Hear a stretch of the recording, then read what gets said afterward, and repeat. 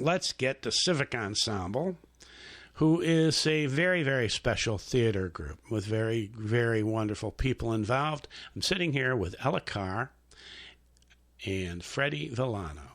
They are members of the Civic Ensemble, and they're involved in the Spirit of Christmas, which is starting this Friday.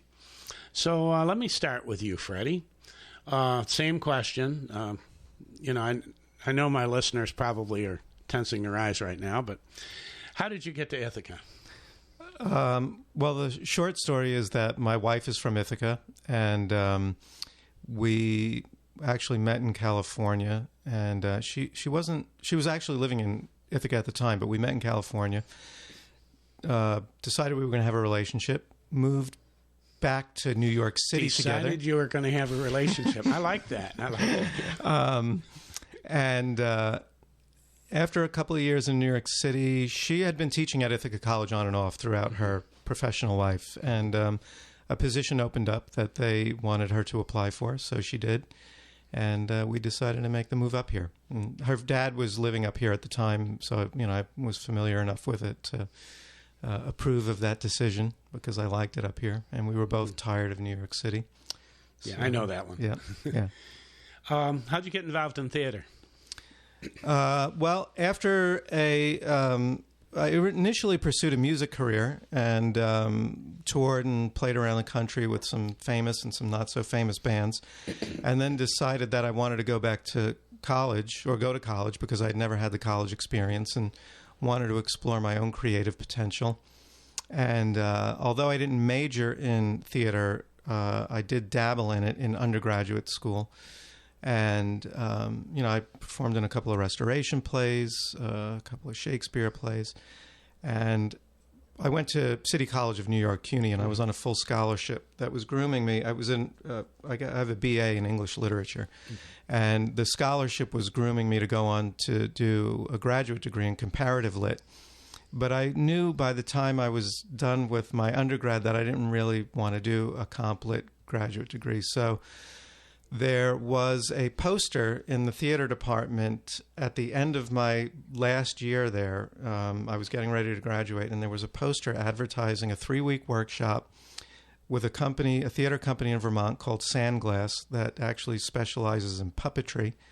And it talked all about how the training was geared towards utilizing the puppet as a metaphor for all of these things that, were applicable to the actor's craft.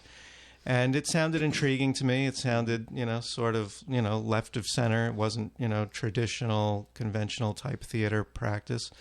So I said, you know what, for my graduation present, I'm going to treat myself to a 3-week workshop.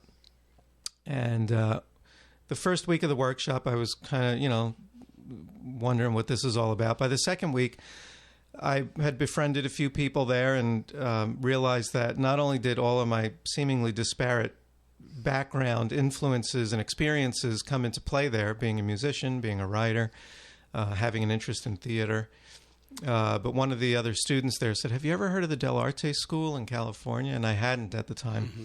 And Del Arte in Blue Lake is an ensemble-based physical theater company. So their curriculum is geared towards training the actor creator or actor poet, they call it. There's no, they don't study the works of Shakespeare or Tennessee Williams. You devise your own work. You don't rely on a director to craft or shape your production. You do it yourself. And you either do it solo or in an ensemble is what they're mostly geared towards. So running into Godfrey and Sarah was a really good thing for you. Oh, yeah. I get the feeling there's a lot of similarity there. Yeah, I mean, a big part of the Del Arte curriculum in my second year, we had to do a community-based play where we worked with the Humboldt County Women's Breast Health Clinic. And we, had to determine an underserved population of the community that would benefit from a play on the importance of early detection in regards to cervical cancer specifically. So we worked with the Hispanic community. We devised a play with the help of another colleague of mine who actually wasn't in the Del Arte program, but her husband was. And the whole piece was done in Spanish to reach to be specifically geared towards this population. Good. And I realized that theater could be more about me by doing that. Yeah. Doing that. So, and theme-based is really important because the other thing is you're constantly I have friends on Broadway, and they're entertaining, but there isn't an awful lot of message to what they're doing. They're entertaining people. I have a friend that was Sam Cunningham for a while. What you're doing is very different theater. Is this kind of Ella? We want to hear about you. I'm really interested about the step dancing thing. That's something that's close to my heart. Yeah. I grew up in Yonkers, and part of my childhood was spent in Manhattan. And I did commercial work as a kid, and thought I was going to go to theater school for college and do commercial theater. And I really thought that's what I wanted. Because I grew up around the spectacle and the lights, and my first memories of being a kid are all on stage and remembering what lights felt like. But when I got to college and I came to IC for the theater program in the fall of 2009, I quickly started realizing that the path I thought I wanted wasn't exactly what I wanted, because to me, theater was about reaching people and having a conversation that leads to empathy. And I wasn't seeing that in a lot of the commercial work that I was training for, which led me eventually to tying up with Civic. When I graduated, I was feeling a little confused as to where to go, because New York didn't seem exactly right at that moment if I wasn't going to immediately pursue some type of commercial career. And wanting to do work with underrepresented narratives and to tell people stories that weren't on stage. And when I was in school, I realized I wasn't seeing narratives that reflected my own life, coming from a mixed background with parents of different race, and started seeing a homogenized narrative. So coming to Civic this past year has been really eye-opening, in knowing that you can be part of your local community and be part of work that is serving a different kind of message. Godfrey and Sarah are very active with WRFI, and they just amaze me. They just amaze me. And the thing is that I'd really, another 5 years from now, I'd like to see how many people worked with them and then spun off and started doing their own thing. You grew up in Yonkers, which is a very racially divided town, so you got to see that. I mean, you really got to live in it. Yeah, I mean, coming to Ithaca College was a very unique experience because I had never been in such a homogenized population. Going to school, I was the fairest girl in class and was, teased more so for being too white. Then to go to IC and be around people who came from much wealthier backgrounds and much less diverse is the only word I can say, was definitely jarring to me. And then to learn that Ithaca was actually itself a much broader community, but you felt isolated from the community that you actually lived in. Yeah. And that was the second half of my collegiate career, was being like, okay, I don't want to stay up on this hill. There's all these issues and a lot of tension that's happening here that reminded me of back home. Because our neighborhoods in Yonkers are totally split by race from block to block. And if you live on a block that's mixed, it's because it's in the middle of a transition. Yeah. Yeah, we lived on 99th Street in a building that was incredible, United Nations, but the problem is Columbia bought the building. And therefore, there was real funny business with the rent control and everything else the politicians bought and paid for in that region. And people that made the building great, it was about rent control. And then all of a sudden, we're out. We couldn't, as teachers, afford to be there. Our little humble apartment is now, I think, $3,400. It's a little apartment. And that's the other thing that you learned down in New York City is it's really expensive to live there. My son is in Brooklyn. He teaches in the South Bronx. Yeah. Well, that's where we lived. I mean, we had a pretty decent place for what we were paying, but for artists to live in New York City, it got to be to the point where you're just living every day to survive. So there's not really much left over to put into your, creative pursuits, whatever they may be. This feeds into kind of the theme of the Christmas show. It does. Yeah. I know a lot of people may be expecting, a Christmas Carol or a Commedia Christmas Carol, but it's sort of none of those things and sort of all of those things. Our original influence and inspiration was to do a Commedia dell'arte inspired version of A Christmas Carol, but the way that I was trained at dell'arte, work happens over a period of time through the devising process. So the things that inspired this show may not be overt when you come to see it. There are going to be undercurrents that support the work that we're currently doing. My initial idea was to develop the work in stages. So right now we're basically in the first stage of the development of that work. And what people are going to see this weekend is a part of a long-term process, hopefully. It's not really, I wouldn't call it the end result of our work. It's probably the end result of the first stage of our work.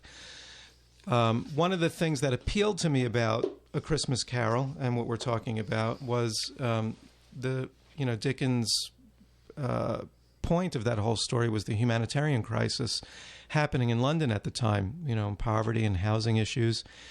And I saw an overlap opportunity there for Civic to, relate to, current housing issues in Ithaca. There's obviously constantly talk about affordable housing, particularly within the city of Ithaca.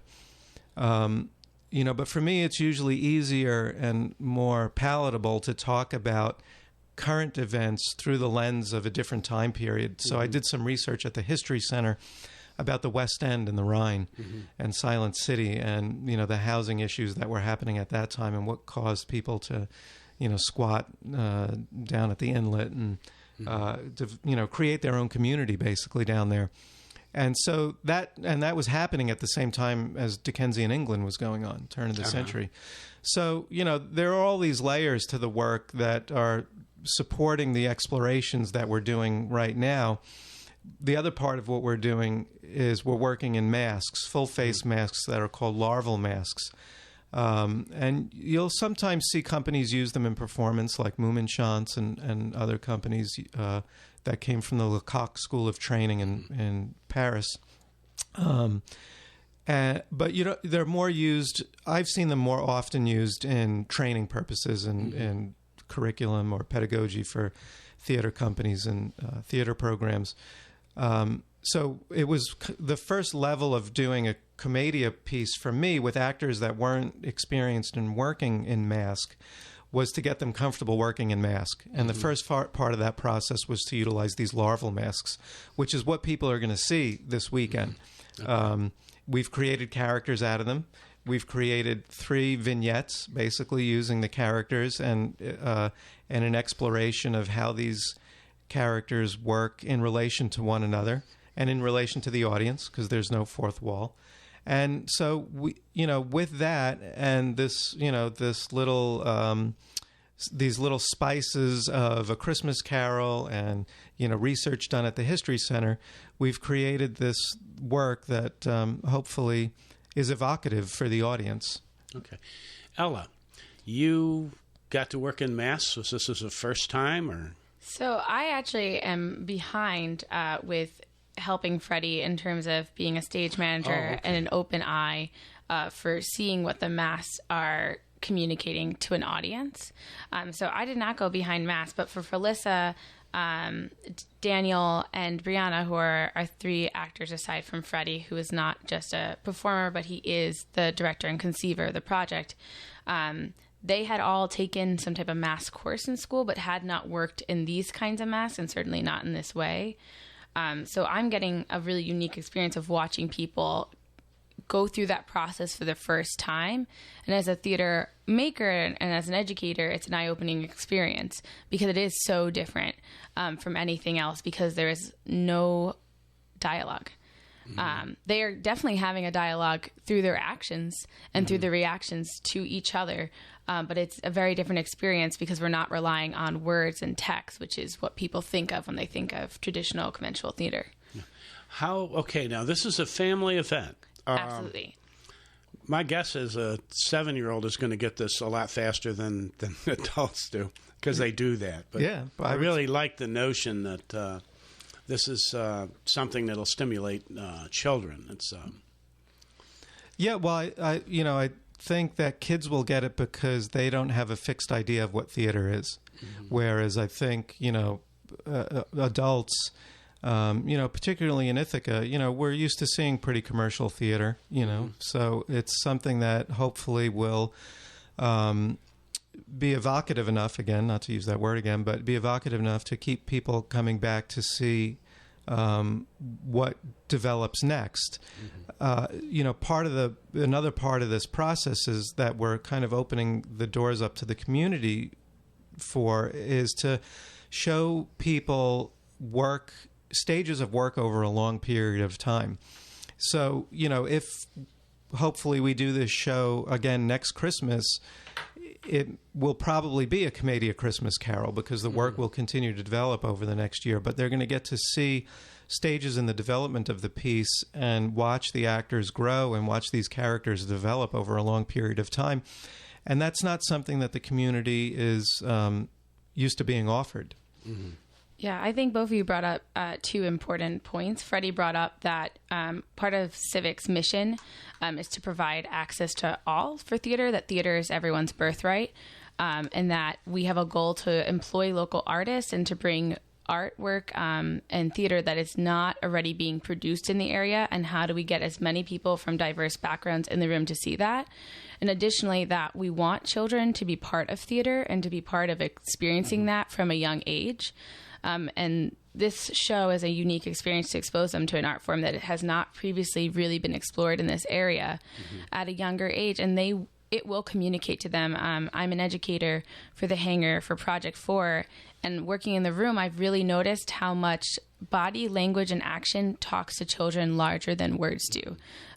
The way they interpret human interaction is fascinating. And I think because this art form relies on that, it can really speak a powerful message, and is definitely talks about love, which is one of the guiding principles of Civic, is love for all different people and in humanitarian work and in social work. And that is definitely communicated in the show as well. And I think for a family audience, that's an ideal time where in the holiday season, people should be talking about compassion for one another. Mm-hmm. I'm always impressed with Running to Places, which is a youth theater group here. And there can't be too much of that. I mean, what I do like is the collaboration there is between different groups. But I know that Godfrey and Sarah also really work to get the elementary schools and the middle schools involved in this. Yeah, we try to provide workshops. I mean, when we did our fracking show, we went to the GX Center. We went to Southside Community Center. When we did On the Corner, we had a collaboration with Southside and their dance program. For us, it's important to get them in the room and to have the conversation sooner rather than later, because they're living it. And if we don't start talking about it, there's scripts that we're being told. And hopefully, if we can bring family audiences into this show, I think that's another chance to have a different narrative going. We were going to have one other guest, and that is to talk about you're looking for actors for special theater reentry for theater. Well, the Individuals for Theater Reentry Program, which is really interesting. If you or you know of somebody that's been formerly incarcerated, that's who the actors are going to be. Yeah, it's an employment through the arts program, and in our community, we do have a sizable population that has either previously been in prison or in jail. And when we talk about reentry, we're talking about how do we provide successful opportunities to welcome people back into our community, because after that experience, you often face discrimination in the workplace. And this is a safe space to talk about that experience with other people who have been through that as well, to develop a sense of community, but also create empathy in our own community for people who haven't had that experience, and to provide employment through the arts. There's a stipend provided. If you have children, we provide childcare. We're working on figuring out transportation for everyone so that there is access to anyone who wants to be part of it. If anyone has a loved one or is interested themselves in being part of this program of reemployment through the arts, you can feel free to visit our website at civicensemble.org, and we have applications right now for participants. And for those of you that incarcerated people are an unknown, I worked at Rosewood. I worked with girls at Rosewood. I worked with guys at Rikers at Island Academy. Interestingly named Austin McCormick, Island Academy. He put his money down there, too. But there's 4 high schools at Rikers. And working with the kids there, I found that the guys were in there, young men were in there, first off, didn't have good legal representation and had a bad day. I mean, it wasn't like running amok in the streets and shooting people. It was like just bad habits, bad day, but definitely there was many more options for some of these young people, but they were in jail, and that's with them. The young women at Rosewood, I found that many of them were in there on almost self-protective charges, where they were charged with assault, protecting themselves from abusive boyfriends or parents or that situation, that they hadn't gone out and had they had reasonable legal representation, they never would have been in prison. So there's a lot of reasons why people end up incarcerated. And so if you know of somebody that might be interested in this, make sure that they get to Civic Ensemble, which is an easy Google, or you can get a hold of Sarah at Civic Ensemble. That's Sarah with an H. And find out more about it. Ella, I'm just really excited about this one here. I'm friends with a couple people that were on the corner and in the previous one, and they loved it. They just loved it. Yeah. Yeah, I mean, part of Civic's goal is to definitely provide access to theater to people who wouldn't be able to do it otherwise, because everyone should be able to be a theater maker. And that is definitely true for our population that is formerly incarcerated. I mean, we are in a society that tells you once you're entered into that system, there's no way out, and that you can't be a creative, nevertheless, on top of that. I mean, for our participants, it's something they never imagined themselves doing, but can't imagine not having done now.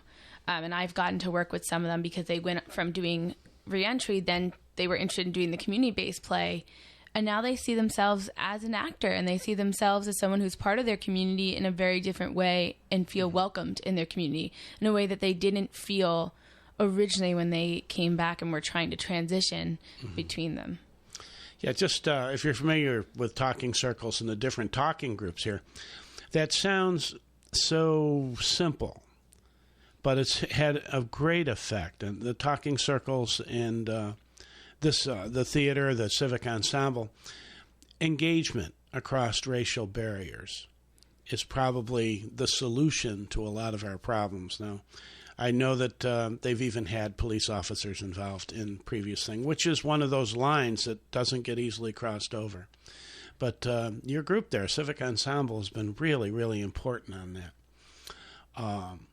Again, big shout out. This is let me do the plug again here. Okay, this is we're talking about the Spirit of Christmas present.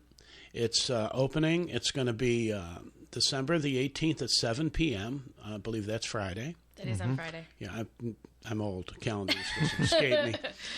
Then on Saturday, it's going to be at 2 and 7 p.m. And then on Sunday, it's going to be at 4 p.m. And that's at the Kitchen Theater, which is a great place to hear theater. We're blessed with small theaters here. Yeah. And that's 417 West MLK Street. There's a recommended payment. But it's children are cheap, and so are us seniors. I mean, I don't know if to take that as an insult or not, but I don't mind. I don't mind paying less.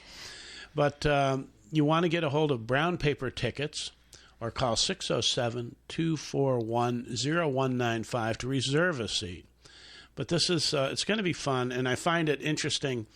Freddie was talking about going to the History Center, which is something more of us should do. But the concept of the Reiners, I don't think it happened last year, but there was actually a Reiners celebration that tried to draw people into the area there by the inlet. Yep. And that's one of those histories that's really kind of unique in that in this particular case, I think the term Reiners comes from the fact that they were poor German immigrants. Mm-hmm. Yeah. What did you find out in your studies about that?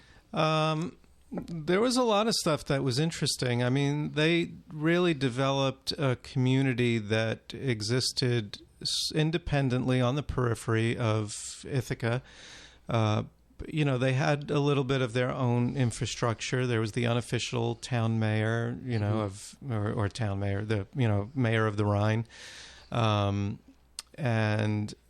but just mostly what I took away from my research were the conditions under which they lived. A lot of these people, even in the harshest winter conditions, didn't have shoes. The squalor that existed there, is often, I think, attributed towards, these impoverished conditions. But one of the things that I also gleaned from the research was that there was no controlling the ebb and flow of the lake at that time. So it often got flooded. It wasn't really just the, fact of these people being, poor and not having anything and not being able to maintain themselves. It was, they were really subjected to the elements on an ongoing basis in a way that they weren't able, to manage in a way that a town with infrastructure would, So they were really subjected to a lot of things that, unfortunately, the town turned a blind eye towards at that time until they wanted them out of there. Yeah, well, Charles Dickens would have been the first place he visited if he'd come to Ithaca. Yeah, and you kind of bringing Charles Dickens to Ithaca with this play. It reminds me, if I'd thought of it, I would have put it up as a music break in there. But Driftwood. The Driftwood group, it's Joy Arcuri and Claire Byrne. And okay, they do a song called Buffalo Street. And it's not what you expect. It's about that. It's about people in poverty and surviving. And I'll have to check it out. Yeah. Oh, you should check them out anyhow. Yeah. It's great. Joy, I see two IC people there and a couple Binghamton people, but they're all over the country now. And it's just, I miss them. They should be here more often. But Buffalo Street talks about she wears the shoes that her father had, that sort of lyric in there. And again, I really appreciate you coming in today to talk about this. I think it's Christmas. This is a reminder show. I don't know if it's too late, but if you got an extra gift you'd like to give a kid, call GIAC immediately. I think we're past the deadline, but they have a giving tree where they have lists of kids that are going to need Christmas presents. It may not be too late to get in on that, but give GIAC a call and see if you can get on that. Look for that kind of event. The notion of a toy or something like that coming to a kid who doesn't necessarily get many gifts is really sweet. And this particular play is another gift that you can give to your children. So it's a whole family thing. Okay, Ella, do you have any last words for us? We're down to 4 minutes here. Go. Absolutely. I just wanted to say one thing. Although our show is happening at the kitchen, and many people might see, oh my gosh, that's the kitchen. It might be expensive. It's a small theater. This is a civic show that's a co-partnership with the kitchen. And I just want to remind people this is a pay-what-you-can show. So regardless of, what your financial means are, if you want to come to the show, if you want to bring your children, your family to the show, we want to fill seats. Whether or not, whatever amount you can pay is what Civic is open to, because we would rather have more exposure, more conversation than to have less people in the room. So I think reiterating that although there are suggested donation price for tickets, that's based on your own means. And if you feel like what you're capable of giving is less than that, we welcome that in every shape and form. And if someone couldn't pay at all, that is also something we're completely okay with, because Civic just wants to engage. If you have a young person that's interested in theater, this is a chance for them to, this is what they need to do. They need to go. They need to see theater. And you need to go to Civic Ensemble's website and find out who they are, because the other side of this is they are about engaging the community. And this one here is very much set up sort of presentation. The incarcerated one is a very specific audience, but all year long they're looking for ways to engage people. So getting hold of Civic Ensemble is a really good idea. And just a reminder again, if you're interested in the formerly incarcerated individual theater ReEntry Program, that's Lisa Ellen, LE93 at cornell.edu is your contact. Okay, and we are down to about 2 minutes. What instrument did you play, Freddie? Predominantly bass guitar. All right. So that's what was. I worked professionally with. I was in a band called Widowmaker, which featured Dee Snider from Twisted Sister on lead vocals. Okay. And my son took bass lessons from his brother. From Dee Snider's brother? Yeah. Really? He lives in Nyack. Yeah, cool. Yeah.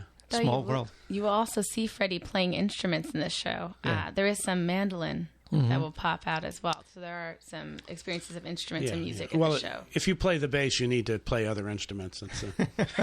No, we won't get into bass jokes. But my son played the bass. My son actually performed at CBGB's when he was 14. Oh, yeah? 15, yeah. They opened for Lit. Uh-huh. It was just a kid band. It didn't last very long because they were kids and they brought their egos with them. But it was a great experience. It was a great experience.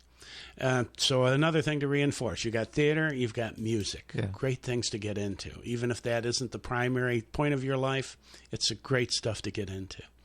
Anyhow, I'm looking at the clock here, and we should hear the low D whistle in a minute. I want to thank you, Ella, for coming today. Freddie, thank you for coming. And again, this is happening Friday, Saturday, and Sunday, 7 p.m. Friday, 2 and 7 on Saturday, and 4 on Sunday at the Kitchen Theater on State Street. You heard Ella. Pay what you can. This is the Civic Ensemble. This is your community theater group. And take this opportunity. This is the beginning of the Christmas week, and this is a different way to celebrate. Don't go to the mall. Go to the theater. It's the only way to go. That's great. Okay, again, Freddie, thank you very much for being here today. Ella, it's a pleasure. Thank you very much.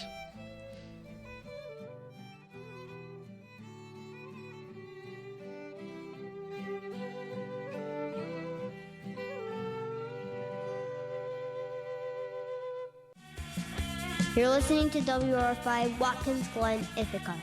Community radio for Tompkins and Schuyler counties. You're hearing us at 88.1 FM in Ithaca, 91.9 FM in Watkins, Glen, and streaming worldwide at WRFI.org. Visit WRFI.org to give us feedback, see our schedule, and to find out how you can support us.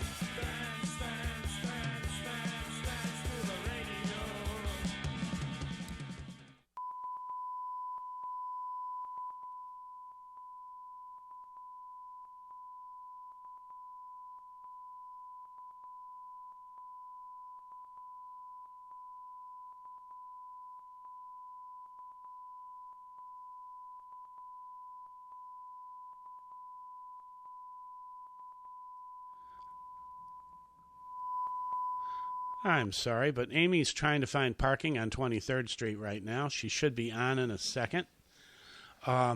Again, get some theater in this weekend. Go to the theater. Take your kids. Again, a big shout-out to Godfrey and Sarah, to Freddie and Ella. I really, really appreciate their coming in today. But Amy should be here momentarily.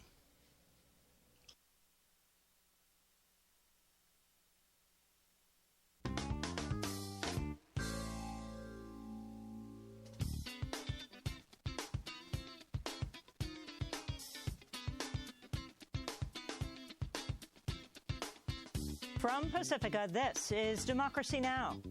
We are hitting ISIL harder than ever. Coalition aircraft, our fighters, bombers, and drones have been increasing the pace of airstrikes, nearly 9,000 as of today. The point is, ISIL leaders cannot hide, and our next message to them is simple: you are next. President Obama claims progress in the fight against the Islamic State, but ISIL vows more attacks like Paris for every country involved in bombing it. As Obama sends more special forces to Iraq and Syria, can the U.S. strategy succeed? We'll speak with Middle East expert Gilbert Ashkar. Then, white former police officer Daniel Holtzclaw is convicted of serial rape in Oklahoma City. 13 women testified. The rapes and assaults took place from December 2013 to June 2014, even while the officer was under investigation. Pulled me over and fondled me and did certain things to me. I was out there alone and helpless, didn't know what to do. And in my mind, all I could think that he was going to shoot me. He was going to kill me. He did things to me that I didn't think a police officer would do. Why are they unworthy of national media attention in such a sensational situation as a serial rapist with a badge?